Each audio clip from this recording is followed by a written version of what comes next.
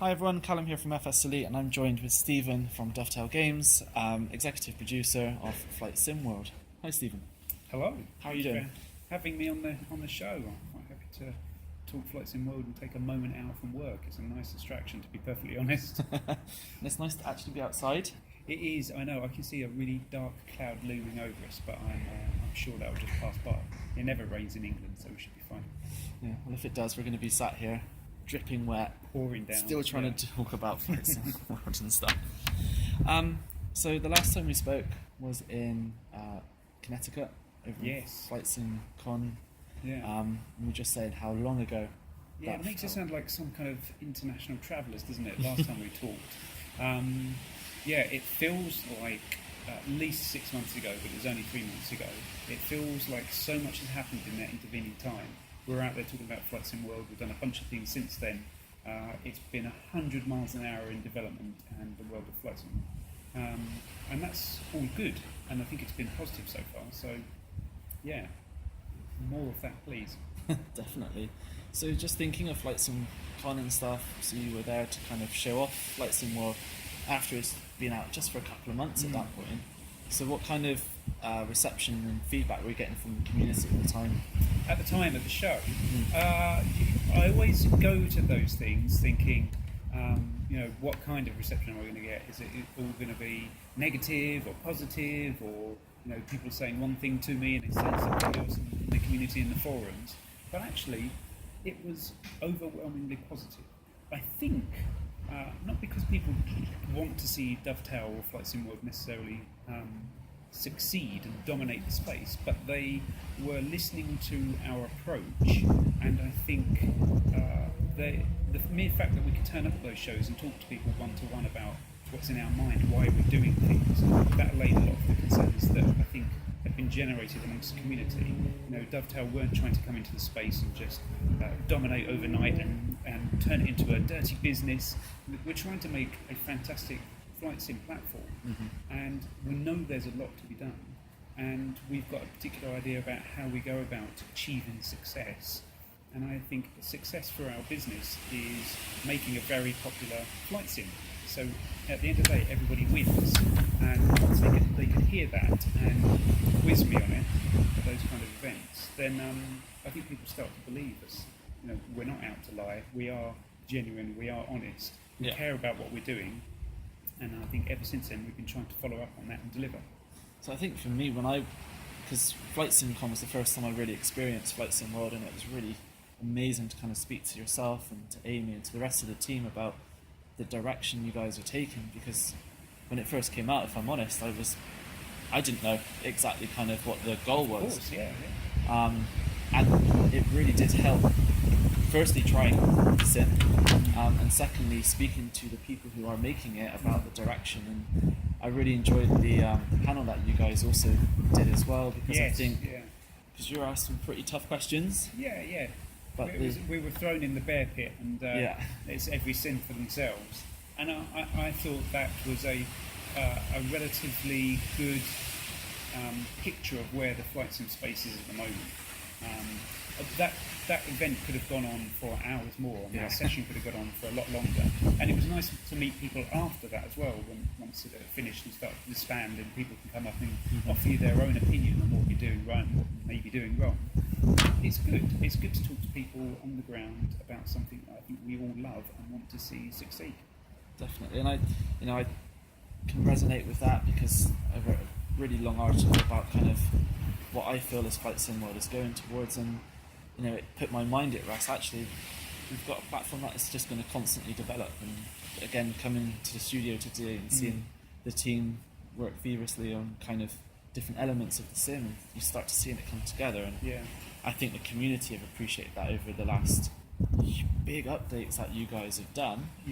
And hopefully we can kind of talk about some of those updates. I think a lot of the early trepidation about what Dovetail were up to with Flight Sim World is because we hadn't proven ourselves in that space. We still haven't, as far as I'm concerned. But actually, since the show, we've put out a number of updates, and I think that's the proof of delivery. People can see that we're trying to bring out big updates. isn't all talk. There is actually delivery behind everything. So, speaking of big updates, I think the biggest update you've pushed out lately has been True Sky. Yes. So, how did that process even start? What were your thoughts behind using a third-party kind of engine to support your sim? So the True Sky conversations, True Sky from Simul quickly came into the picture as a number of one of the options we were looking at. When we were looking at what was already in the flight sim space, what people liked, what people disliked, there are some obvious favourites out there. And one of the views that I've always taken on extending the technology of flight sim is to not just take stuff that's already on the shelf, to build a platform that people have already assembled themselves with various investments over the years. People can buy, various airports and weather add-ons and aircraft and whatnot. People have already got that. I'm not trying to sell them something they already have. There's no real point to that in my mind. Everything needs to be a step forward wherever possible.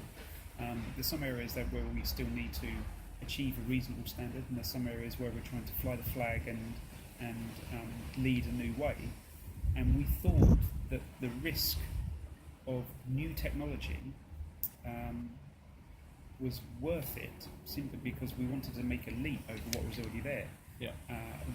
For many times, many months, I thought, is this the right thing to do? Should we just be taking something off the shelf, play safe? But actually, I think in order to make a difference, you've got to gamble sometimes, and I think that's one that's come off, and there's still much more to do. So, when it came out, I think everyone was really surprised at the change. Like, if you put two screenshots side by side, before and after, you see a massive visual difference. Yes. I think people were really surprised at how much atmosphere and weather can really enhance the visualization and the immersion of the sim. Have you had any of those moments where you've kind of been like testing or flying around and thought, oh my god, this is a sim, not real life? Yes, especially when you switch back and forth to the legacy weather solution and the True Sky enabled system, the advanced weather. I think that a lot of people said to us, it's a flight sim, you don't need that. People can imagine the weather and the clouds and the visuals. And to an extent, they're right. I mean, it's still at its heart a flight simulation, so you care about, the depth and the realism, but at the same time, you don't want to be distracted by, dated weather visualization. You want to see something that looks beautiful, because when you're flying at 3,000-4,000 feet in a sunset, it's amazing. Yeah. Even if you're an experienced pilot, you're still taking, photos and you're sharing them. And I wanted something that looked amazing to give you that sense of, wow, I'm flying at altitude, I'm flying below or above the clouds, and at the same time, we also wanted to integrate something that would enable us to follow up on that. It's not just the, wow, it looks pretty. We want to extend it so that you have, for example, the dynamic weather and real injected weather, so that you can see all these systems and clouds forming and the weather coming in. That's really the holy grail for us. So people are just seeing the tip of the iceberg at the moment with the first introduction of True Sky, but like everything that we're integrating, that's an early implementation. We still see it going much further than that. Do you have any kind of time frames on this that people can expect? I always do, yeah. But none that you can share. It's always in the future.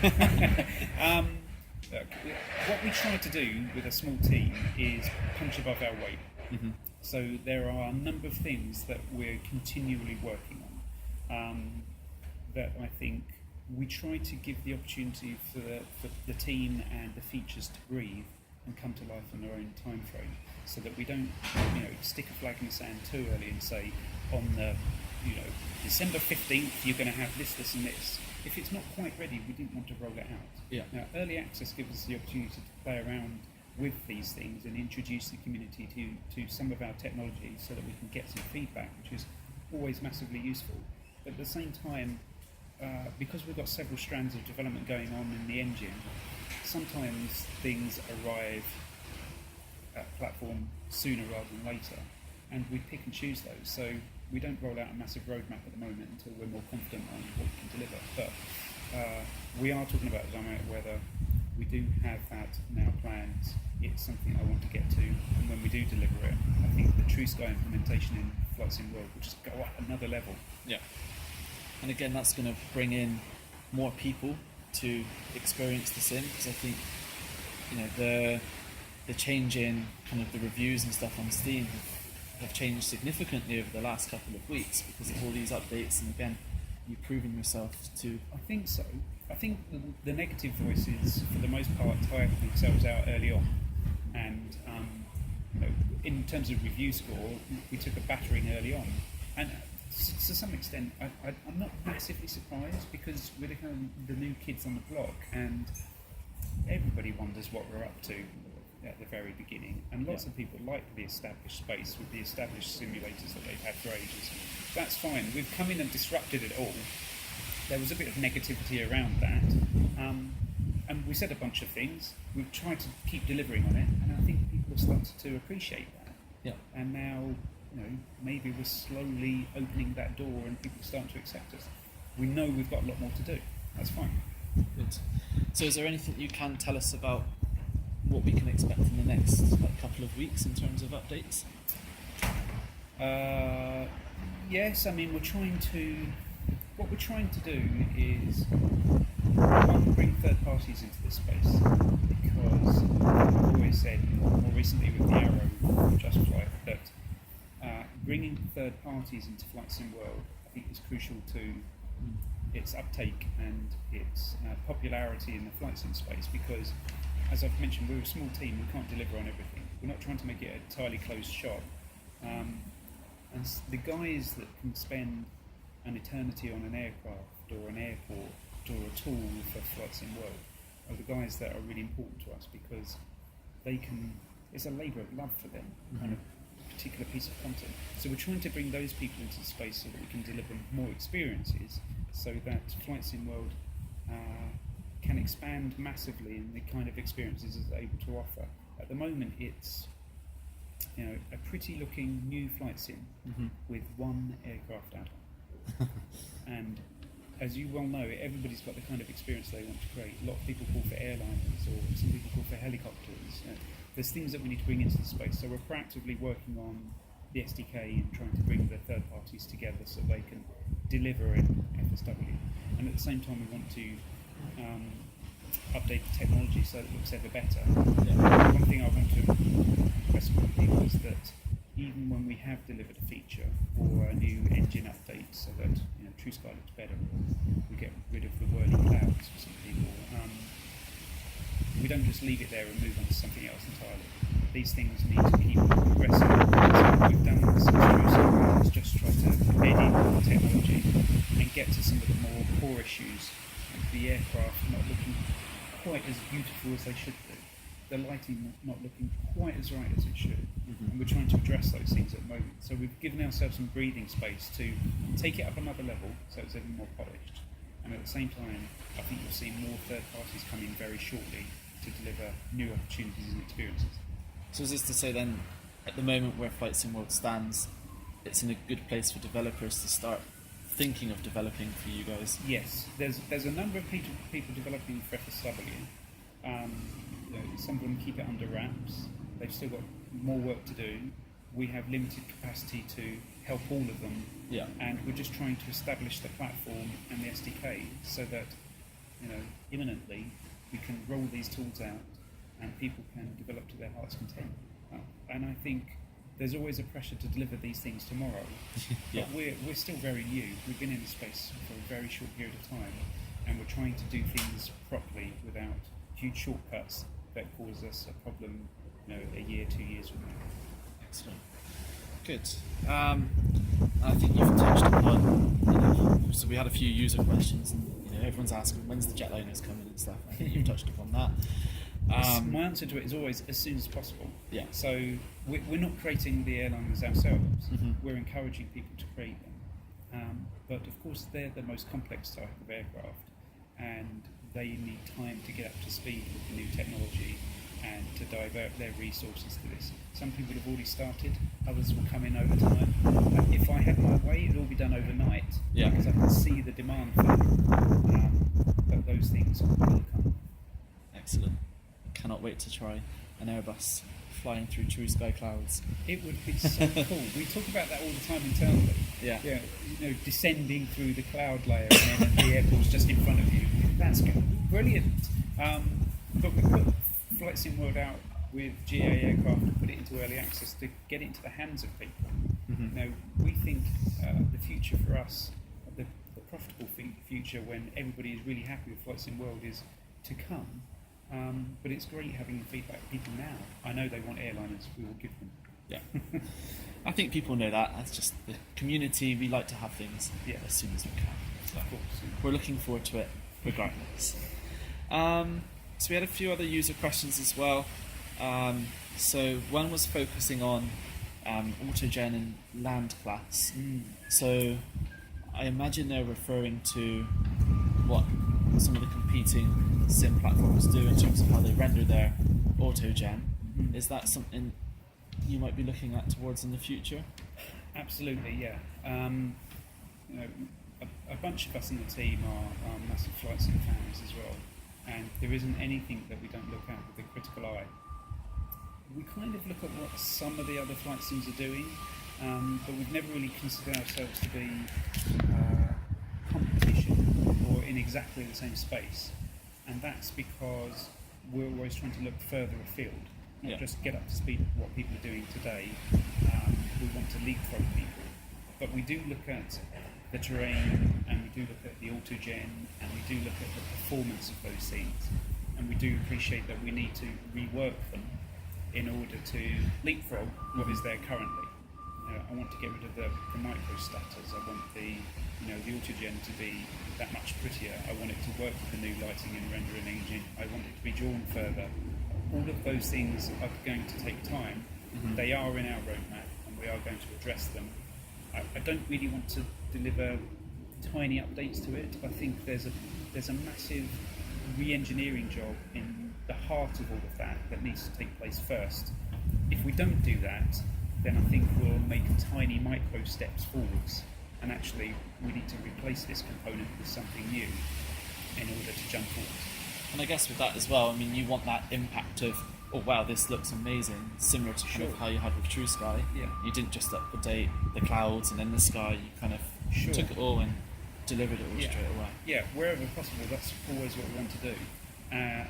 It's a problem because, as you say, people want everything overnight, not just externally from the consumers, but internally as well. The business wants massive advances, and I can understand that. But so far, it's been positive, so people are giving us the breathing room to do what we need to do. We'll get there. It's all going to be amazing. Good. So that's it from me. I have one more question. So I remember you talking about you doing your PPL. Yes. How is that going? That's going okay. I've finished all my exams, so you have to do 9 exams. I finished the last 2 just last weekend, actually. Okay. So I've passed all of those. I've got to do a radio telephony test probably next week. I've got a couple of revision lessons. If the weather holds out, and it's not too windy tomorrow, I've got a lesson tomorrow and a lesson Friday. And in the following week, a mock test probably. Okay. And if the weather still holds out, I'll do my skills test.